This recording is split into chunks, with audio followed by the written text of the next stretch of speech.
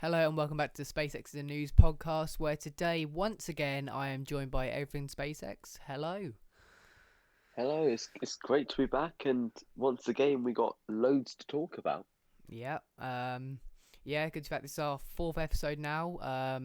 It's been a couple of weeks, so we've got a fair bit to talk about, so we'll just get started.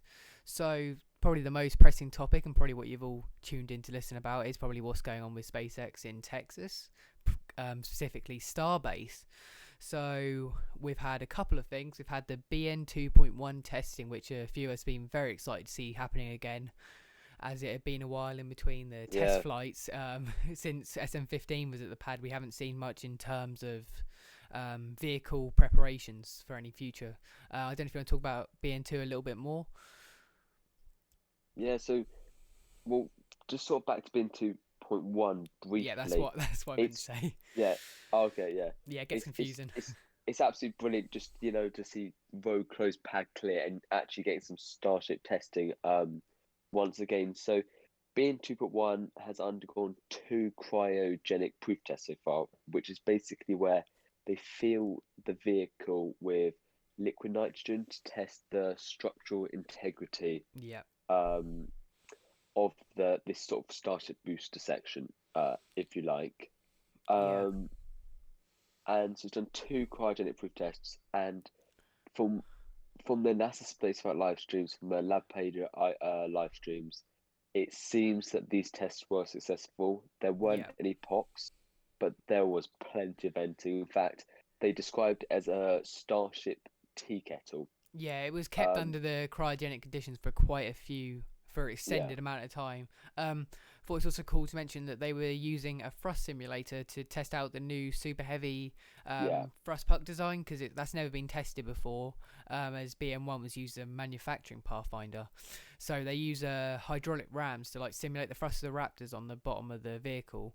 So that just tests it, when they get to the launch pad, with if it's yeah, BN2 gets there in the end and is stacked on top of below SN20, that when they ignite the Raptors, is the bottom, the bulkhead isn't just going to go flying, which is always good to know before you and get they've ready to done this fly. previously with Starship, different Starship Yeah, designs, different Starship materials and stuff. You look at the SN7 test tanks. There's a number there. That have been used it's all about just making sure before they actually go into a full scale Starship or super heavy booster, they can test out certain things to make sure there aren't going to be any major catastrophes, fingers crossed, when you get to like the real thing, especially yeah. ahead of an orbital launch. You do not want your full stack Starship blowing up all over the orbital launch pad when you've No. just spent ages building it up. Yeah, the cryoproof is just a really good way for them to be able to get data on how the tanks Yeah, behave under the cryogenic loads, but also just to yeah, ensure that the design methods and the construction methods are solid enough to be able to support flight. So it was kind of the first steps we saw, the first Starship prototypes like M Mark 1, SM1, SN2, we all saw yeah. them undertake like cryogenic proofs as like the first step to the Starship testing, which we see now. So we're kind of at that stage of BM 2.1, which they're using to just like make sure the design methods are right, and then start to progress onto, with Starship it was to static fires to 150-meter hops, but yeah, it's this is the starting stone of the BN 2.1 testing, and just the super heavy booster in general's testing. Absolutely. And I think so. After once this has been complete, it'll be on to sort of being booster two, Yeah, and there's still a little bit more stacking left of that, or a fair bit you could say. yeah, And then once that is stacked, there'll be probably I imagine a bit more work in the high bay. But mm, at some point, it will be rolled out to the orbital launch mount. When that is complete, that the orbital launch table still has to be yeah. put on top of the On the pillars, the six pillars. on the topic quickly of BN2, we saw SN16 has left the high bay to go to one of the display stands. Yeah, Um, at first instinct, we'd say that this is to make room for the further stacking of BN2.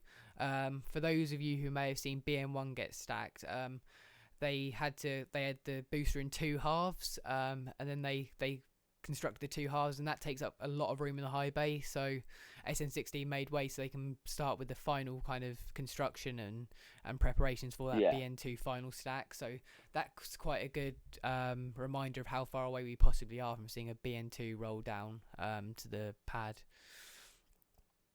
Yeah, absolutely. And then obviously from there, there's lots of stacking of SN20. In fact, Yeah. stacking hasn't begun yet. That most likely start in the mid bay, then move into high bay. So Mm. you need space there. Yeah. And then so on the topic of just Starship prototypes, obviously Yeah. SN15 recent successful test is on display stand now. Rightfully SN16, so. like you said, has been moved over towards the display stand area and is currently there, but obviously could be scrapped. But also, Elon Musk did say a few days ago that, quote, we might use SN16 on a hypersonic flight test. We sure And did. to be honest, it reminds me of the tweet where Elon Musk said, they Might might refly possibly SN15. refly Yeah. SN15. It might just be a random thought at night for Elon. But there's that possibility Yeah. that Hypersonic is very fast. We say. I think I could be wrong here, yeah, but it's multiple times the speed of sound. So yeah, no, it is. Yeah.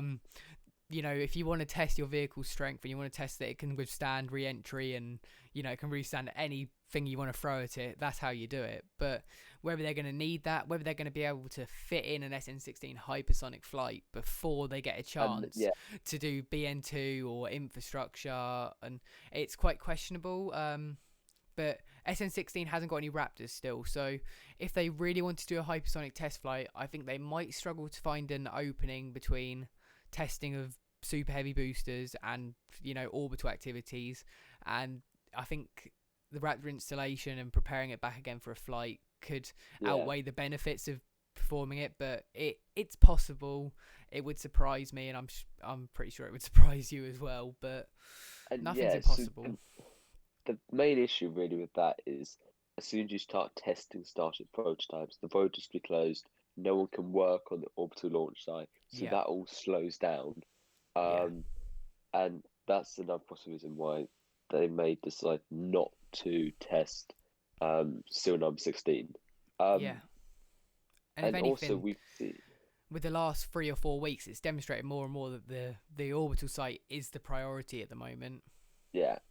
Yeah. And why I guess there's slightly less exciting test flights and stuff, it's also great to see sort of the rapid progress of what is happening in Starbase and the launch site. Yeah. And talk of that, the future highest structure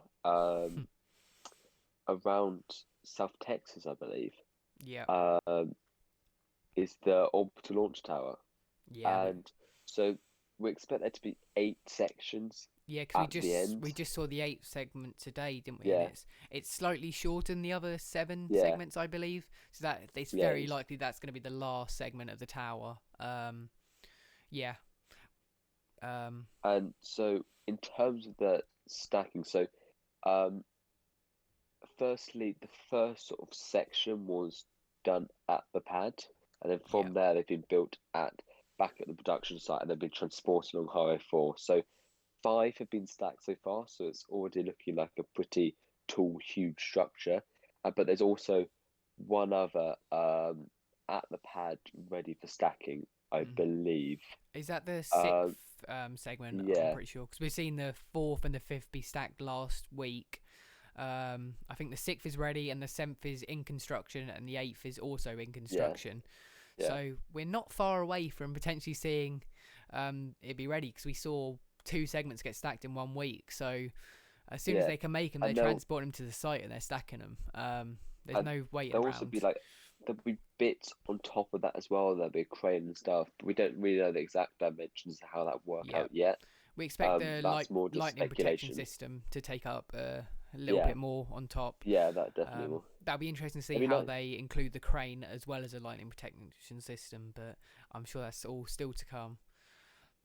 Be nice if they can make it aesthetically pleasing as well, to be honest, the whole launch site, because it is such a big structure, you can make it really futuristic. So let's hope they also do that in the future. if it's anything like Pad 39A, I'm sure they'll do a pretty good job of it, because that's quite a change from what we saw in the shuttle's age to Yeah. what they have now.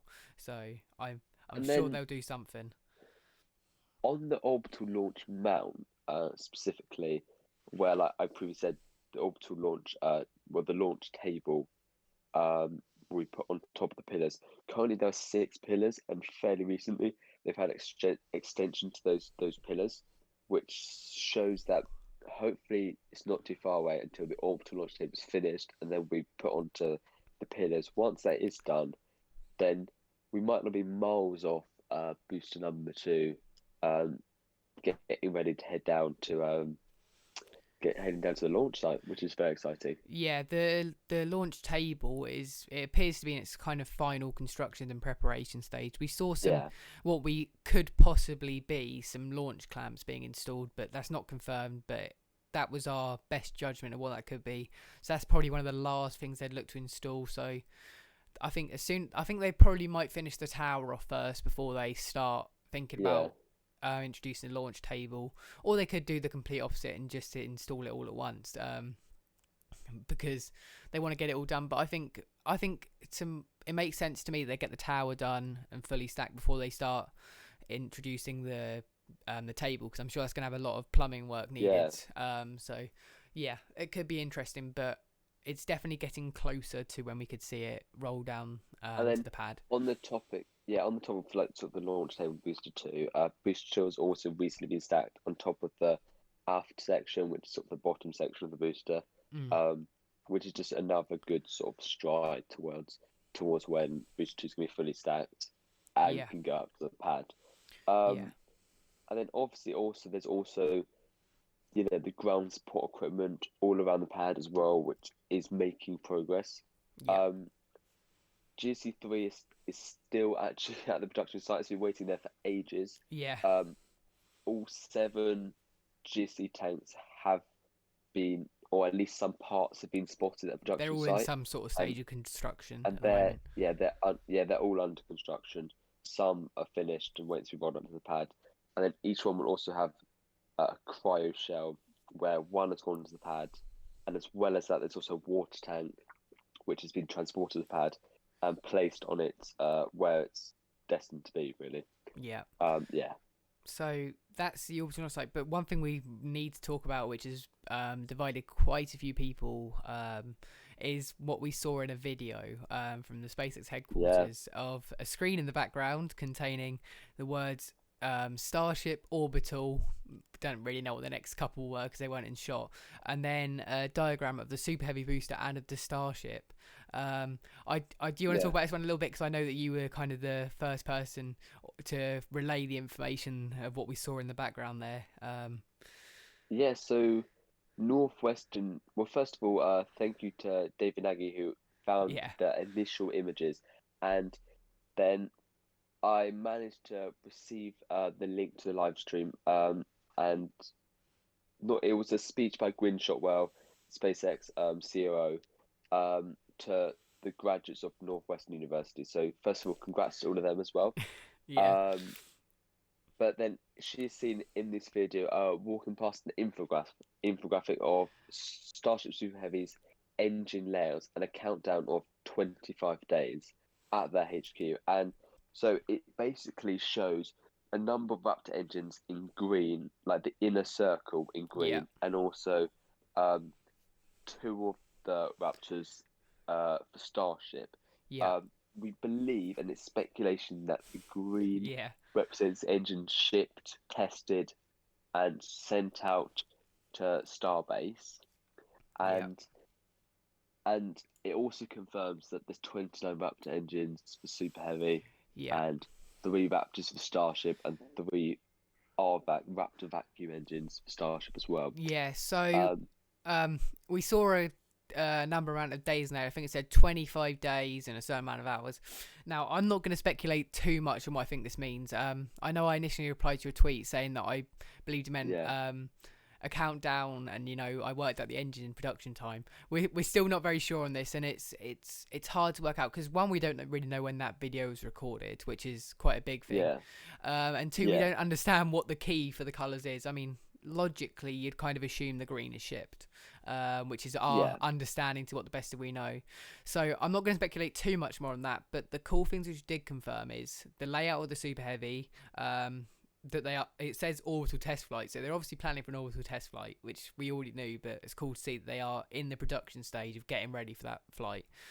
And what we also saw confirmed was that they have 3 vacuum engines on the Starship upper stage, which was it was under debate in a way. We didn't know whether they were going to use the 3 vacuum engines for the orbital test flight, whether they're just going to use the sea level engines and just kind of not worry too much about the efficiency and Be just less say, efficient, wouldn't they? yeah, Yeah, exactly. it'd be less efficient, but it probably would have got the job done.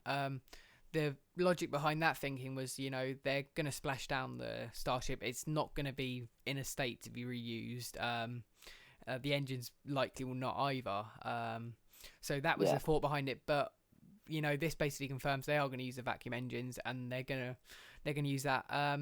But also on the topic of the vacuum upper stage engines, I don't know if you had any thought on this, but some people are saying that they could keep one of the sea level engines or 2 of the sea level engines alight through the ascent, to provide some thrust vectoring, because that isn't a part of the Raptor vacuum engines design. They can gimbal to, but whereas that would make sense. But what I will say on that is my original thoughts were they would likely just use the reaction control system with the thrusters to orient the vehicle. I thought that was quite interesting. I think it makes more sense personally for them to use the small thrusters for gimbaling rather than having another engine alight. I mean, in every animation we've ever seen from SpaceX, we've only ever seen the 3 vacuum engines alight. I don't know if you have any other thoughts on that. I think initially they'll probably use a mixture of 2. I think most likely. And this is just speculation. Like we do not know for sure. And especially because maybe fully rely on the RVAC engines that have previously never actually been tested out, and they might also go for the Raptors to sort of almost help out as well. Yeah. But I think we'll just have to very much see, because Yeah. it's really hard to know for sure, to be honest. So what I will say is I won't say what I think they're going to do, but I will say the options of how they could control the attitude of the vehicle. One, they could light a couple of the sea level engines as well to use their thrust vectoring. They could use the hot gas thrusters, which they're going to use on Starship eventually. Maybe it'll be cold gas for the orbital flight test. We don't know that yet. And the third option is maybe differential thrust between the 3 engines, which is a possibility. So they're kind of the options of ways they could control the vehicle for the orbital flight test. We don't know which one they're going to use, but they're the likely scenarios, I think, is the best way to explain that one. Absolutely. And there's also one China was Starship he's recently got, and Elon confirmed that they're still aiming to fly Starship from the Cape, which is still kind of expected, but just sort of confirmation that this is the case. Yeah.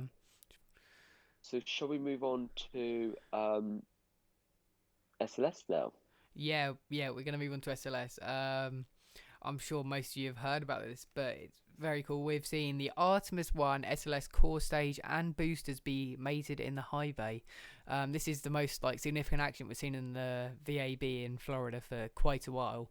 A month or so ago, or a month or 2 ago, I can't quite exactly remember, but the core stage was transported to the Cape. End of April, yeah. End of April, yeah. It was transported to the Cape after its testing campaign at Stennis, and then it was brought into the VAB.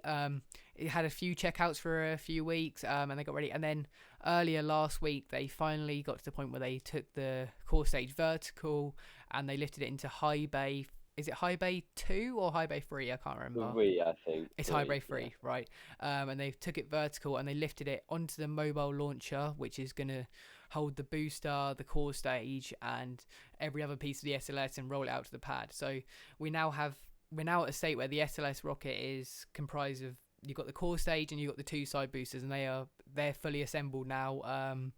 The Artemis 1 SLS is taking shape, I think it is safe to say. Something which we were expecting to be delayed after the first hot fire, but they've got it down to the VAB in quite a good amount of time. I don't know if you want to say a bit more on that. We're expecting the ICPS. You might want to talk about that a little bit. Well, first of all, it's really cool just to be talking about go from one super heavy lift launch vehicle to another super heavy lift launch Absolutely, vehicle. absolutely.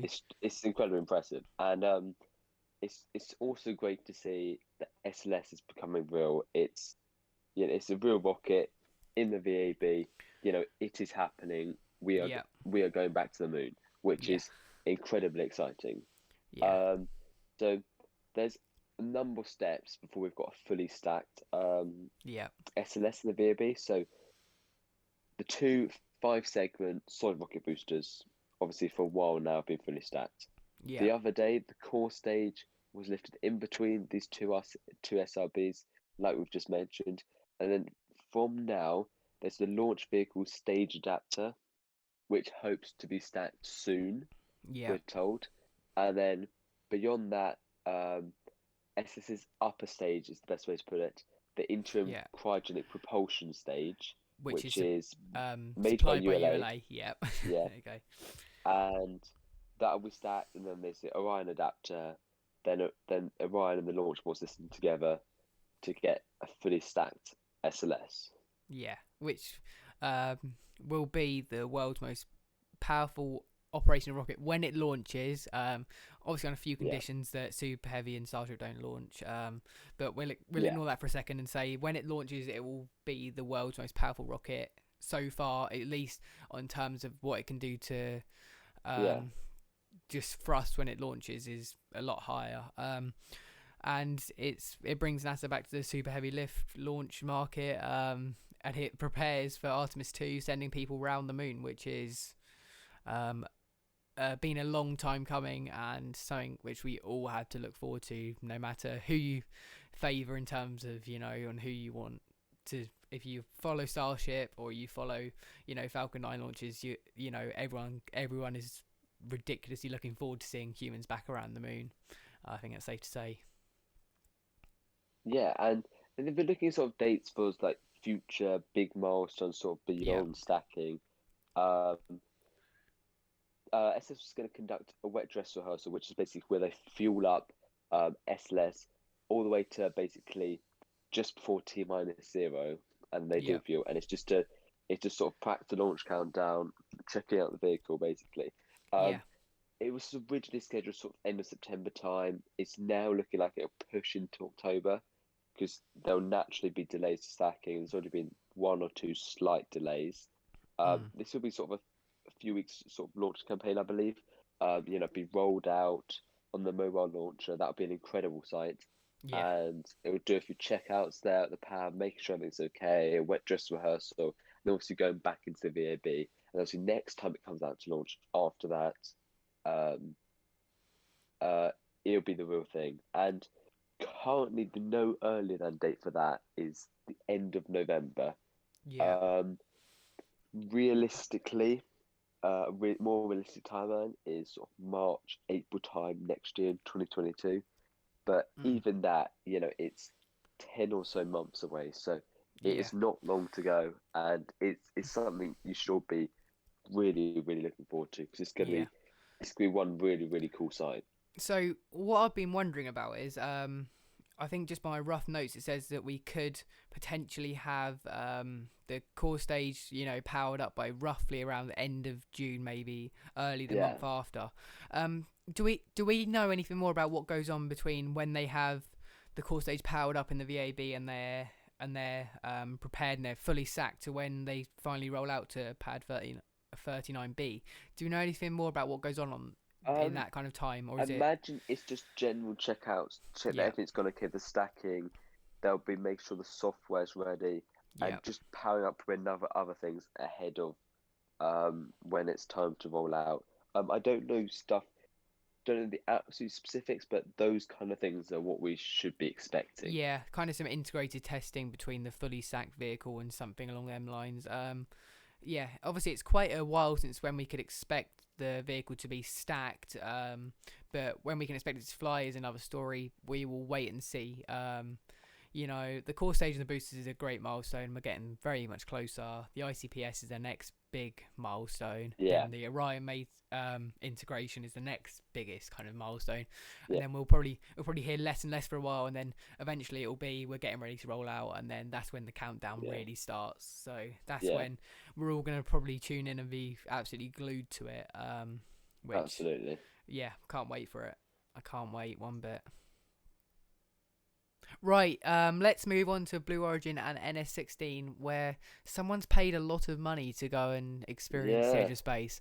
Do you remember how much exactly it was? I can't remember off the top of my head. So it's 28 million US dollars someone paid, and I'm sure many of you were watching the auction, and it just seemed to kept going up and up and up. So Yeah, initially there were plenty of people who bid, and then as sort of the auction came to a close, they did a live auction, and the winner 20 it's going to cost them 28 million US dollars that will go to Blue Origin's charity Club for the Future, I yeah. believe.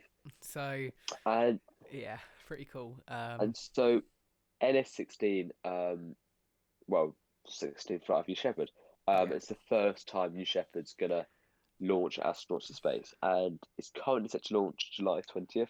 So it's really not long now. In fact, it's not at less all. than a month today.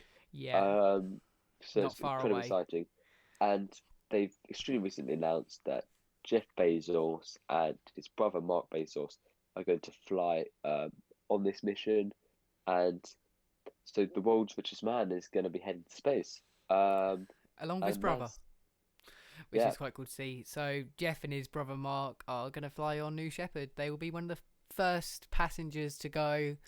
With it being his company, I think he was pretty. Um, he wanted to get a ride, I suppose. But uh, New Shepard. I just want to quick mention they 100% like success rate. It's a very reliable vehicle. It's there's no anticipation of any problems. It's very smooth. The booster is reusable, lands. yeah, Capsule lands into parachute. It's all tried and tried and tested, so that they're used to flying New Shepard now. After yeah. 15 missions, Because they are ready to fly crew finally, which and is exciting. if you look at the safety as well, it's got an abort system, the capsule. Um, there's redundant parachutes, so if one of the parachutes fails, Yeah, you can and still land on the others. the So abort there's a system's number of been tested features in quite. space. It's been tested at Yeah, max Q. It's been tested kind of in all yeah. phases of flight. There's not much more they could have done to prepare this vehicle for And crew. they've So also tested the parachutes if one doesn't work, so yeah, it could not be safer really. yeah. And this sort of Go ahead. ushers in this like new age of sort of commercial space. Yeah, You've got Blue Origin, you've got Virgin Galactic, yeah, you know, SpaceX will fly astronauts, and hopefully many more to come off of that. You never know, like Rocket Lab in the future, um, and just a number of other companies, and it's quite, it's really cool to start seeing, well, more average people or more civilians flying to space. Obviously, not necessarily on this one because it's sort of the richest people, but you look at Inspiration 4, and these are just sort of people who really deserve to go to space and aren't necessarily just people who have the most money. yeah. So also quite cool is that they're in competition with Virgin Galactic in a way you could say. So Yeah, there's been quite a few rumors of Virgin Galactic trying to push for a flight to compete with Blue Origin for the suborbital tourism in a way to be the yeah. first to do it. Whether or not they make it, I'm not overly sure because they've had a few Well, yeah. launches. To be I think to be it's a little bit premature to start flying a full crew. I think they need a couple more tests. We see Blue Origin took 15 missions before they decided to fly crew. So I wouldn't rule them out. But we're looking probably the sector in the future will have both them two, both offering rides to the edge of space, which yeah. is very cool. Who's going to do it first though is another story. But my money I at the moment think would be on Blue Origin.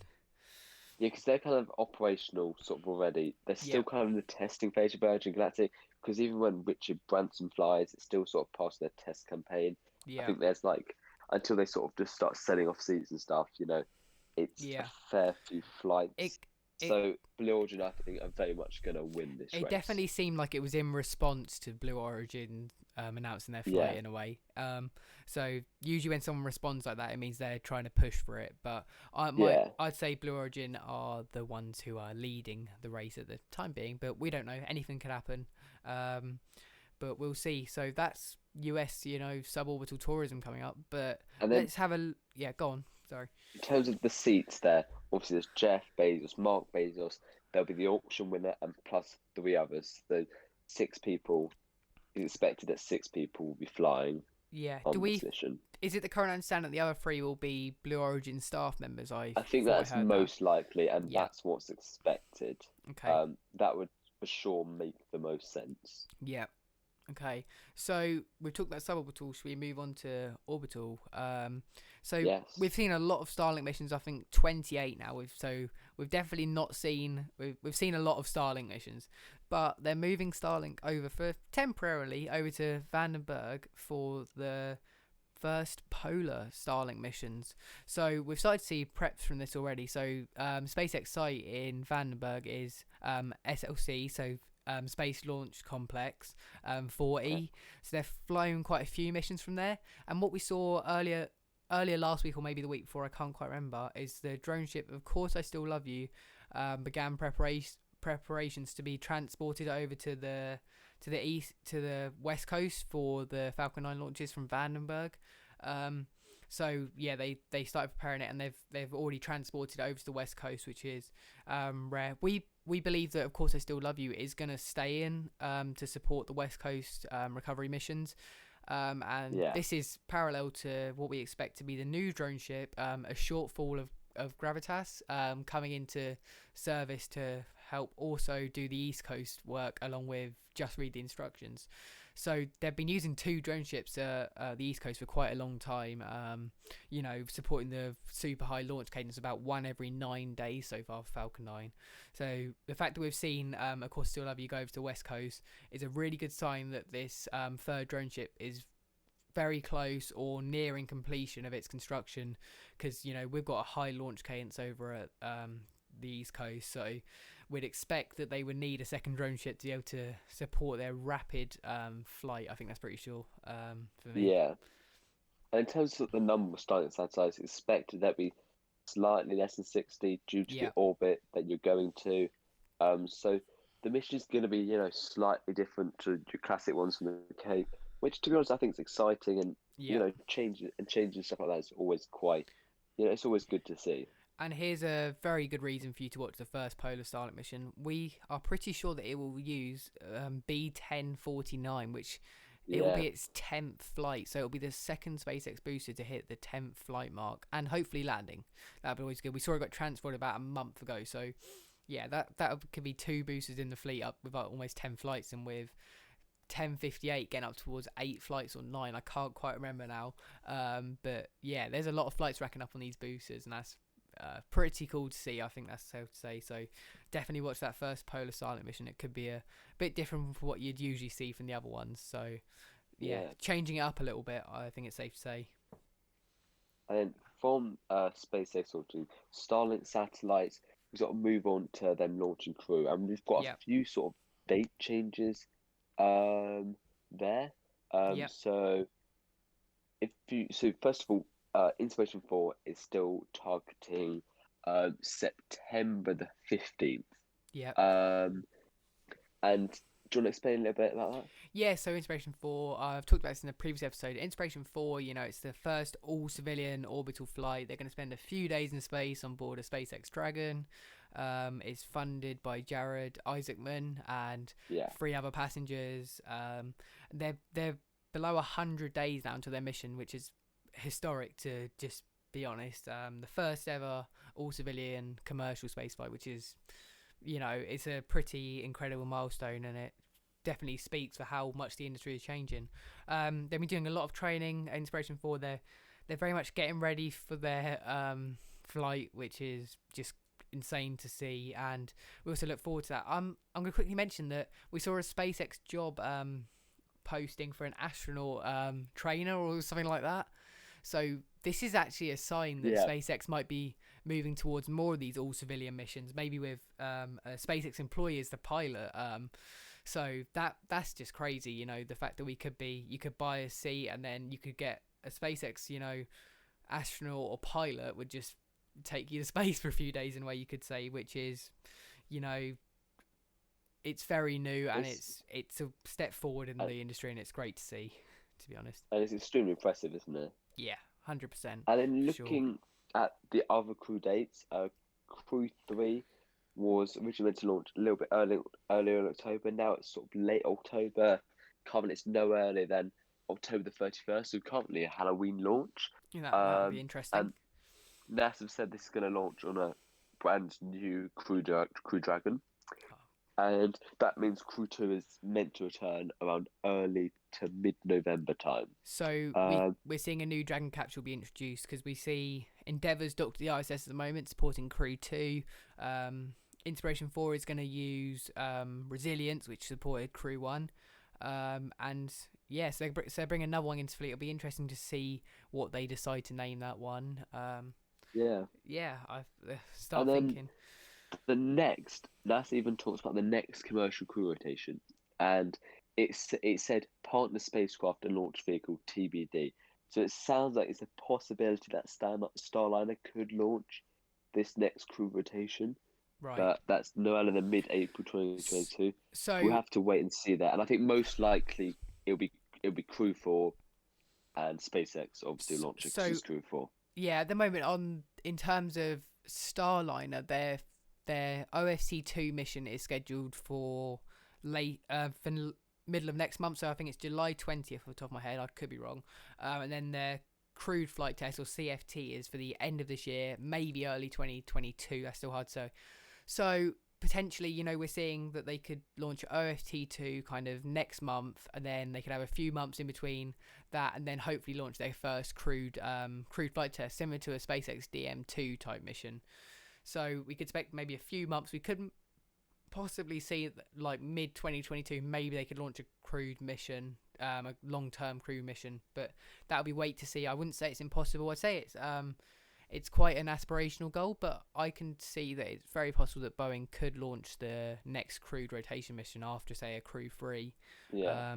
Yeah, I definitely wouldn't rule it out. We definitely see a few months in between the launches of Starliner. I think that's safe to say. But yeah, it's good to see they're getting OFT2 very soon out of the way, because that's another very good step to fully certifying them to get their first crew on board, which will be amazing to see 2 US crewed vehicles flying to Yeah. ISS. I mean, And then that's very something to soon look forward 3. to. Very soon 3, yeah, that would be even better. So a lot's happening. I think that's safe to say a lot is happening, and a lot to be excited about coming out to the future. But while we're on the topic of the ISS and launching to ISS, let's talk about what happened on the ISS this week. We've seen 2 spacewalks this week, or was the other one end of last week, and then I can't remember off the top of my head now. Yeah, so the first one was June the 16th, and the second one was June the 20th, so Yeah. yesterday. Yeah, so I'm going to talk about the first one on June 16th a little bit. So we saw it was kind of a partial success. It was Shane Kimbsborough and Thomas Pesquet. They both were on the spacewalk, and there was some slight problems with Shane Kimbrouggh's spacesuit, which started throwing delays around, and it slowed down the progress a bit, and it kind of felt that just when they think they get it sorted, another problem would come up. It was nothing which ever endangered him. It was just like little issues with subsystems, which just slowed down the progress. And the goal of these spacewalks was to install the new IROSA, so the improved ISS solar arrays, to restore the power delivery back to the ISS up to what it was when it originally came into operation. So they got halfway through that. They meant to install the first pair of solar arrays on that spacewalk. They got to almost deploying them, and they had a few issues with it. And at that point, they'd already been spacewalking for a while, and they had a couple of problems with Shane's suit. So it was a partial success, that one. They decided to end it a bit early and return. So what was going to be June the 20th's mission to unfold the other IROSA solar arrays, they had to finish up the other one. So the good news is the first one is now deployed, but they're going to need another spacewalk to hopefully be able to successfully install the other one on the first try. Yeah, I don't know if you had anything more a little bit to that.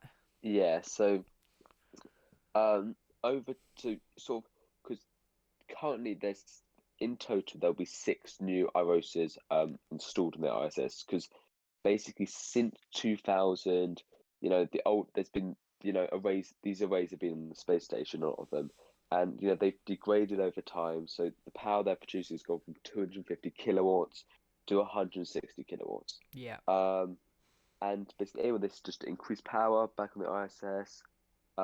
Efficiency to be improved, and each new IROSA is going to produce 20 kilowatts of additional power. And Yeah. obviously, when it's all six, it's going to be 120 kilowatts of additional power. So it's going to come in extremely useful. So these spacewalks are important. And so the first two have been obviously launched up to the space station to be installed like they are being now. And there'll be future cargo dragon launches which will take up the future solar arrays. Yeah, so they used the CRS-22 mission to deliver the first pair. I think maybe CRS-23 is doing the next one. I'm not overly sure, and then so on and so on. So these will all be coming up on further CRS missions on the future, and then the ISS crew, which are on Yeah, board at the time, will be installing them on the ISS. So this might take a little while to get them done, but they're making progress and they're installing more, and they are improving the power delivery to the ISS, which is always good to see. I think it's safe to say. and absolutely, and hopefully it just means the ISS can just last for a little bit longer. They can do Hmm. plenty more like important science experiments. Sorry, as we move on to go to the moon, Mars and beyond. Yeah, so right, we've got through a lot here. We've got through SpaceX, we've got through NASA with SLS, back to SpaceX with Starlink, but there's one more person which we need to talk about who released something very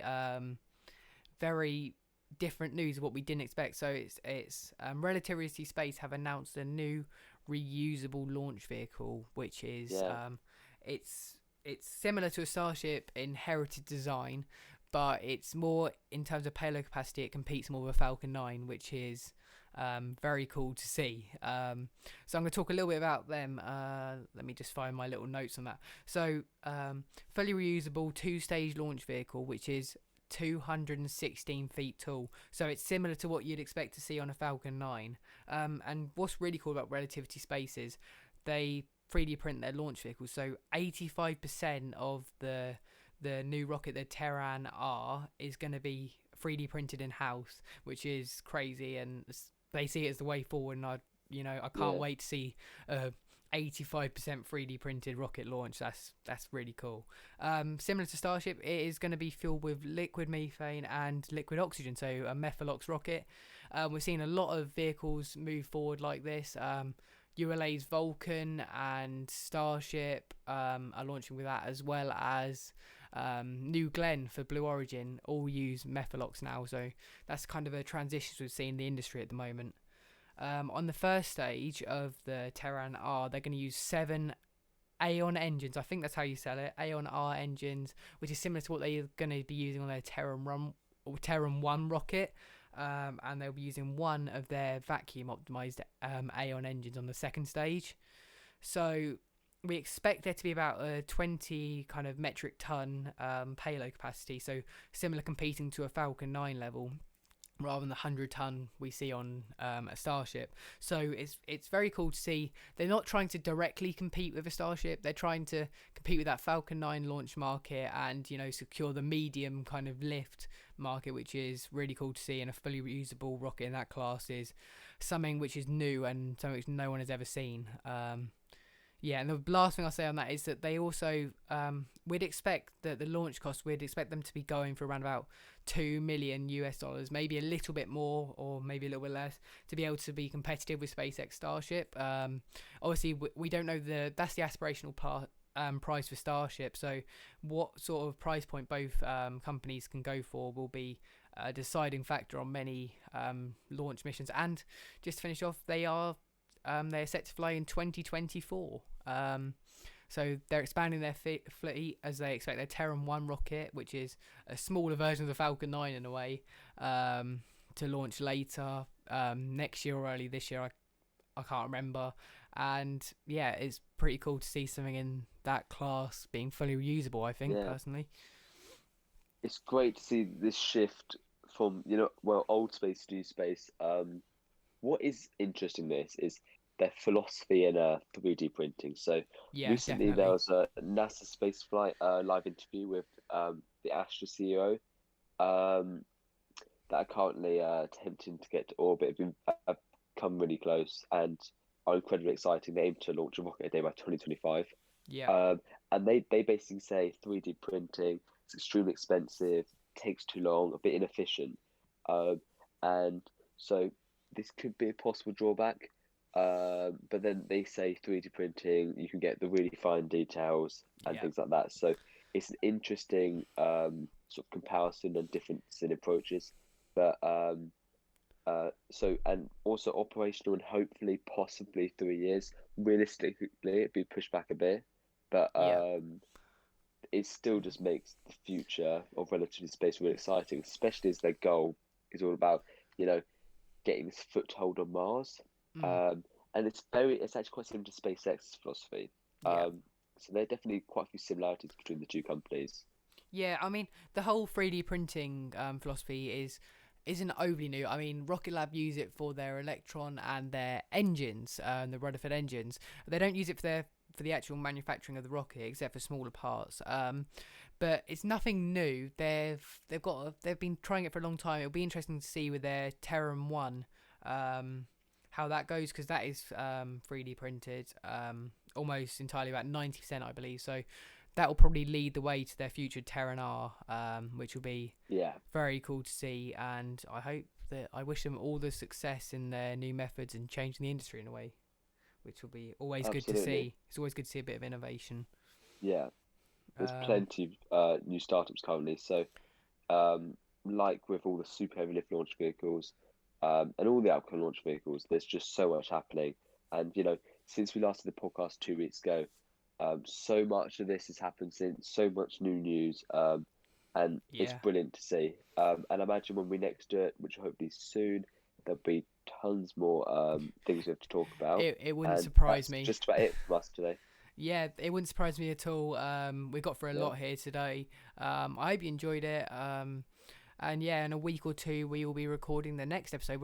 Already up to next episode will be our 5th episode. So yeah, we're getting up there with the milestones, and we're enjoying doing it. And absolutely. I hope that we can get the next one out to you as soon as it's ready. And I'm sure there's going to be a lot more to talk about. It's only been 2 weeks since we last did our other one, and we've already talked for a long time already. So yeah, that's going to do it for us today. Thanks for watching, and we'll see you in the next episode, hopefully. Bye. Goodbye.